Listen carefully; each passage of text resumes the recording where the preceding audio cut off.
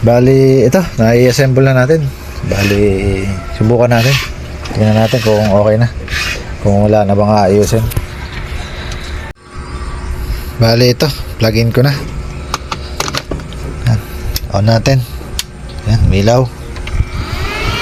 Bali, yan, nag-blower na. Pero mayroon pa siyang ilaw na OC.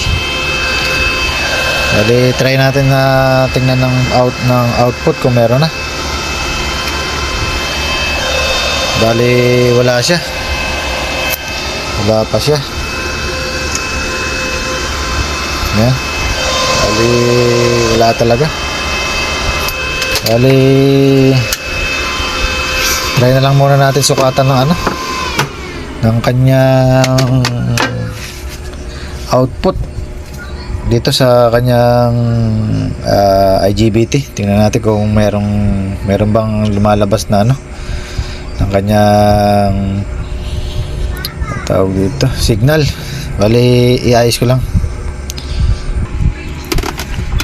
Bali, ito, nakalagay na yung probe ng oscilloscope natin. Naka-on na yung oscilloscope natin. Bali, ito, on ko lang. Ilaw. Ayan, meron yung kabila. One side. Malilipat natin sa kabila. Tingnan natin kung meron. Bali, meron yung kabila. Kaya lang magulo. Ayan. Ito yan. Sa kabilang side. Bali, may problema pa yung natin. Pero magulo talaga siya. Ayan. Ayan. Bali, ayusin na lang uli natin.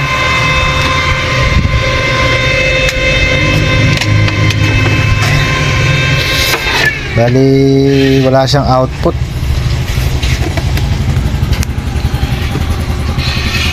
Bali yan. Magtanggal tayo ng dito, ng IC na 4688. Balitan natin. Kalasin ko lang muna. Kasi nasunog yung natin, yung IGBT. Baka tinamaan yung 4688 kaya alang lumalabas na na output. Bali, ayusin ko lang. Bali, ito. Palitan muna natin yung dual MOSFET na to. Ayan. Yung dalawa na to. Para tingnan natin kung aayos yung signal niya. Bali, may signal siya. Kaya lang, para siyang isa. Parang nag-iba-iba. Sa malamang yan, dito yan.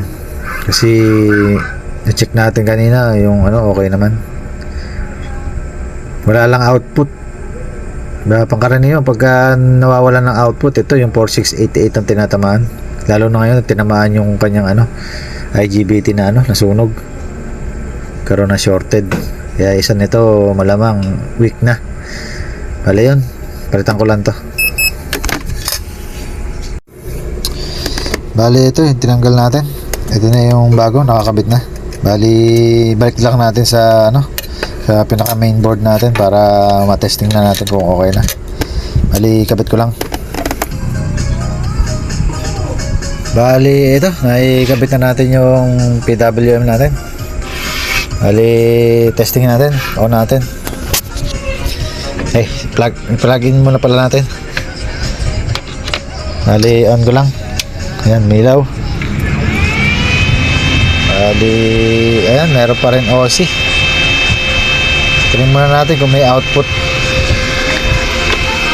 Tingnan natin kung meron. Ayan. Bale yan, meron na. Ayan, 52 volts DC.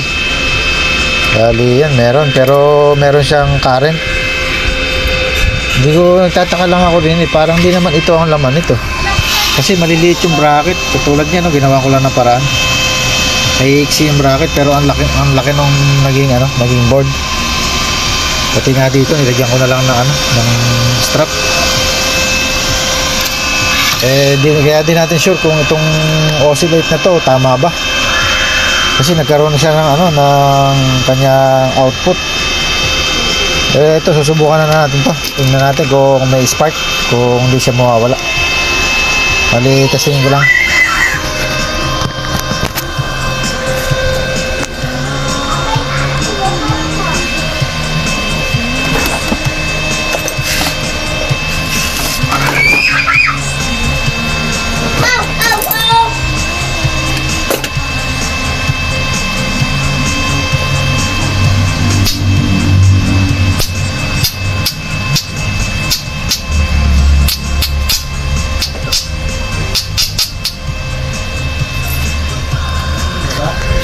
Bali, yun, meron naman.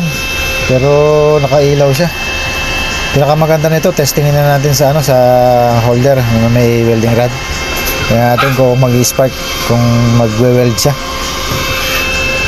Baka ito baligtad lang to. Mamaya pagka okay naman sa pagwe-welding, baligtarin na lang natin to. Madali lang naman baligtarin yan. Pagkapalitin lang yung socket din sa ilaw. Baka iba talaga yung yari nito. Bali ano ko lang. I-set up ko lang sa ano, sa pagwe-welding. Testing natin. Bali ito, naka-set up na tayo. Nakalagay na yung output natin. Bali ito yung input natin, yung 220 direct. Try natin. Nilagyan ko lang ng fiber, baka mamaya may sumabog, isabugan pa ako. Bali pang ano lang to, for safety lang. Bali yan, saksak ko na. Yan, maantar siya. Bali try muna natin sa mababa. Hindi muna natin sa 100. Yan. Bali, lagay ko lang ating cellphone dito. Tingnan natin. Tingnan natin kung magwe-weld. Yan.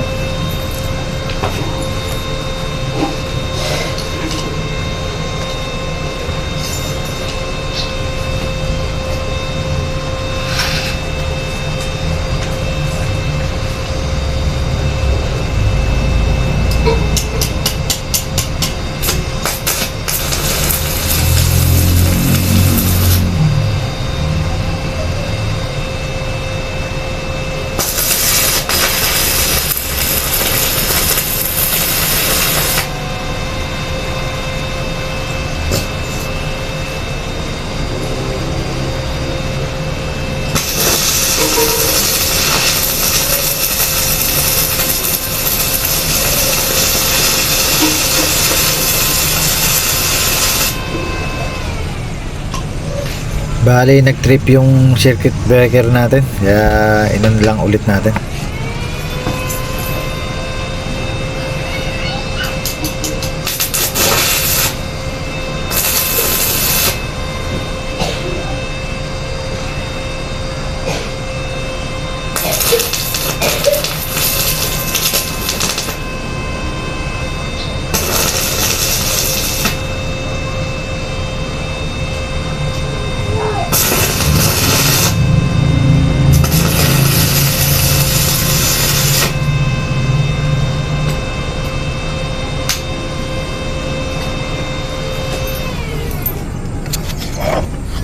Bali yun, nakaubos na tayo ng ano, na isang welding rod. Bali, ina-adjust naman yung current nya. Sa malamang ito, hindi ito yung laman ito. Kasi naka-OC pero ang lakas ng welding nya. Ang gagawin na lang natin dito, pagpapalitin natin yung socket ng ano, kanyang wire ito. Paglilipatin lang natin. Ito, paiilawin natin yung green. Baka hindi nga ito laman ito kasi sa bracket lang makikita na. Ang bracket nya, ginawa ko lang ng paraan. Pati dito sa dulo, pa sa taas, nagyan ko lang ng tali. May strap pa nga, di pa naputol. Ito. Bale yan.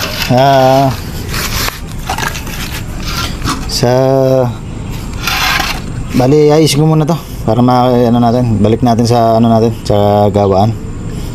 Balik ko lang. Bali, mabalik tayo. Ito na. Bali, napagpalit ko na siya. Nagpalit ko na yung wire niya ng ano, sa OC saka sa good. Bali yan. Bali, try natin. Saksak natin. Bali, on ko na. Yan. Bali, yun. Ayun na umiilaw. Yung kanyang green. Hindi ko lang sure kung pagka nag-overcurrent to, kung iilaw to. Bali, sa tester ko naman, okay naman na kasi. Bali, meron naman siyang output. Maganda naman yung lumalabas. Bali, yan. 53. Saka good naman siya nung tinesting natin sa ano, sa welding rod. Tumutunaw siya sa mahina hanggang sa malakas. Bali, yung display niya tama na. Kanina mababa. Kahit ang nakasagad, nasa 200 plus lang, 250, ganun, 260. Bali ngayon, nagti 300 na. Bumalik na yung dati niya. Bali sa makita na to, yung problema niya, okay na.